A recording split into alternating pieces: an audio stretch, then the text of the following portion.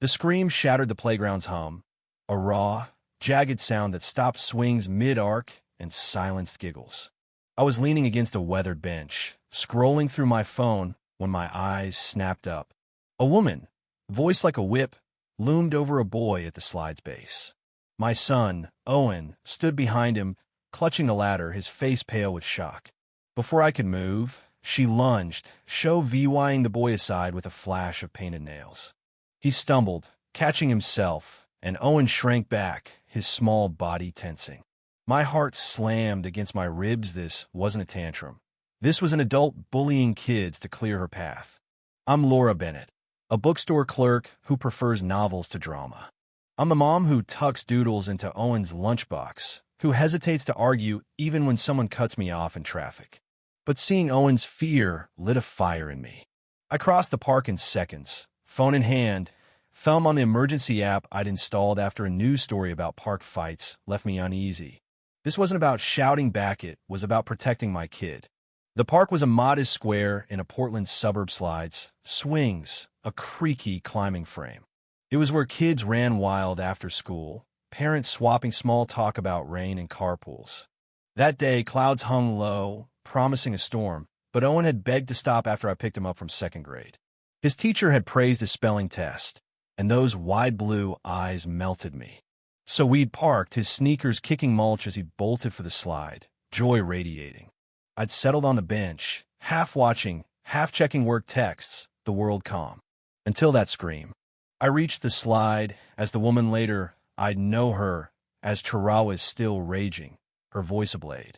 Mid-30s, with over-bleached hair and sunglasses perched despite the gloom, she wore a leopard print hoodie that screamed for attention. Her son, a wiry kid with a scowl, hovered behind, clutching a soda can. "Move it," she snapped at the boy she'd pushed. "My kid's waiting." Alyosha rolled up in a flashy SUV minutes ago, tires screeching. She hadn't waited. She'd just decided her son was first. I pulled Owen close, his frame shaking. The other boy, Sam, was brushing dirt off his knees, his mom rushing over, eyes wide. I checked Oweno marks, just a rumpled jacket where Tara's arm had grazed him. His gaze darted between us, seeking safety. "It's okay, bud," I whispered, steadying my voice. "I've got you." He nodded, but his fear twisted my gut. Tara spun on me, sunglasses slipping, finger jabbing. "Teach your kid manners," she barked. "He's hogging the slide." Absurd. Owen had been waiting patiently, letting others go, his quiet kindness clear. The park watched, parents pausing, kids slowing, tension thick. I wanted to fire back, call out her lies, but I knew her game. She'd twist my anger, play VY Tim. So I swallowed the rage, tapped the emergency app, 911, GP Sand slipped the phone into my pocket, call silent but active. I wasn't fighting with words, I was calling for truth. She didn't notice, too busy strutting, arms crossed, voice rising. "This place is a mess," she shouted. Kids running wild, parents useless. Her son was now chucking mulch at a bench, ignored while she ranted about discipline. Parents exchanged glances, disgust flickering, but no one spoke. Tara was a storm, and nobody wanted to get wet. I understood, but she couldn't be ignored. I knelt by Owen, brushing his sleeve. "You did nothing wrong," I said. "Police are coming to help." His eyes widened, half scared, half awed. "Really?" he mumbled, like I'd summoned a hero. I nodded, forcing a smile. "Really?" The weight stretched, heavy. Tara paced, heels sinking, muttering about entitled moms. Her son wandered to the swings, VYing another kid, and she didn't blink. The park held its breath, parents edging closer, faces tight. I kept my hand on Owen's shoulder, phone ready. A mom from school, Claire, mouthed, "You okay?" I nodded, eyes on Tara. She was a spark in dry grass. Gravel Crunchita, police cruiser, pulled up. Tara froze, her head snapping toward the sound, confidence cracking. Two officers stepped out, a tall man with a buzz cut, radiating calm authority, and a shorter woman with a notepad, eyes steady. They scanned the scene. I raised a hand, signaling I'd called. The woman officer, Diaz, headed my way, while her partner approached Tara, who was already rewriting reality. "Thank God you're here," she cried, voice syrupy, hands clasped. This woman's harassing us. We just wanted to play. A performance, trembling lip and all. I nearly laughed at the gall. Diaz reached me, tone direct. You called. I showed the apps log. 4:38 p.m. She shoved my son and another boy, I said evenly. Grabbed them to clear the slide. Owen's okay, scared though. I pointed to Sam, with his mom, knees smudged. Diaz knelt to Owen.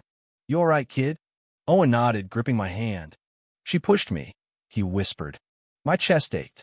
Diaz smiled, reassuring, then stood. Witnesses? I nodded to the crowd. Lots. Tara's story was unraveling. Her voice grew shrill as the male Officer Reed listened, face blank. She's lying, she insisted, pointing at me. Her kid was bullying, but the crowd shifted. A dad, bearded and calm, stepped up, phone out. I saw it, he said. She shoved both kids. Got on video. He showed Reed, Tara's leopard print, her arm flashing, Owen stumbling, Sam falling. Murmurs spread, others had footage too. Tara pálid, sunglasses useless. That's fake, she stammered, but it was flimsy. Reed raised a hand. Ma'am, stay put. We're re-VYUing. Tara huffed, slumping onto a bench, foot tapping. Diaz gathered statement, Sam's mom, Claire, others penned steady. The park was EVY Denke rich, every angle caught. I sat with Owen by the sandbox, letting him dig, watching the officers. Rain began, light, cold, spotting my jacket. Tara tried to bolt. I've got an appointment, she announced, standing. Reed shut it down. This is an investigation. Seat. Investigation hit her. She sank back, her son silent beside her, soda can crushed. I wondered what he thought, seeing her cornered. Diaz returned. Consistent statements. VY Deo proof. Tara's lies exposed. You can press charges, she said, handing me a card with a case number. Assault on a minor. I looked at Owen, shaping sand, his calm creeping back. I didn't want this to be his memory of fairness. I'll file, I said. She can't walk away. They gave Tara a citation, her hands shaking as she took it, lips tight. She didn't look at me, just grabbed her son and stormed off, rain soaking her hoodie. The park exhaled, kids ran to swings, parents chatted, air lighter. Claire approached. You did good, she said. I laughed, shaky. Felt messy. The dad who'd recorded offered to send his VY Deo to the police. I thanked him, voice catching. Strangers had become allies. Owen tugged my sleeve. Can we get ice cream? Eyes hopeful. I grinned, ruffling his hair. Ice cream it is. We left, rain soft, and I felt resolve settle, not triumph, but strength. I'd stood firm, with truth, not screams. Enough. Weeks passed, a mix of routine and unease. Owen went back to school, his smile cautious but growing, though he avoided slides. I kept the case number on my desk, a quiet reminder.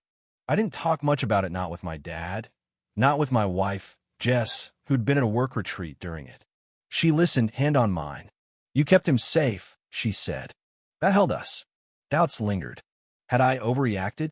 Would Tara return, angrier? I focused on normal work, Owen's art projects, story time. The grocery store was a haven, its aisles calm.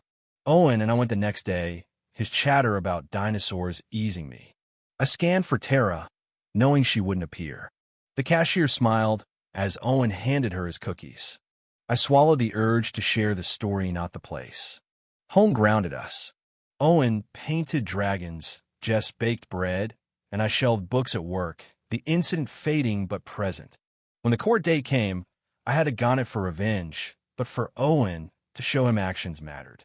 The courthouse was cold, all echoes and stone. I sat in back, hands folded, as Tara entered, swagger gone, in plain gray. She avoided my eyes, whispering to a woman beside her, maybe a friend. The judge, sharp-voiced, cut to the chase. She re-VY EU'd EVY Denke VY Deo's statements. My account then let Tara speak. Same excuses, blame, denial. It didn't land. You endangered children, the judge said. That's the issue. Ruling, a fine, community ser VYC, a year's restraining order. Accountability, not cruelty. Tara left, head down, and I felt relief, not joy. Outside, the air was crisp, sky clear. I drove home, windows down, weight lifting. Owen ran to me at my dad's, grinning. Did she get in trouble? Curious slight. I knelt.